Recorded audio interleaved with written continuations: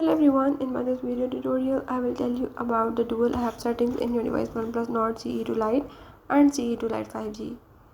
So if in this device, if you want to do the dual apps settings, like you want to do the settings of the clones app, or you can say the second app, you can do this by the way as I will show you in few steps. So before that, if you are new here, don't forget to subscribe and press the bell icon. Follow the steps and watch the video and you will learn about the dual app settings in your device. Let's watch it.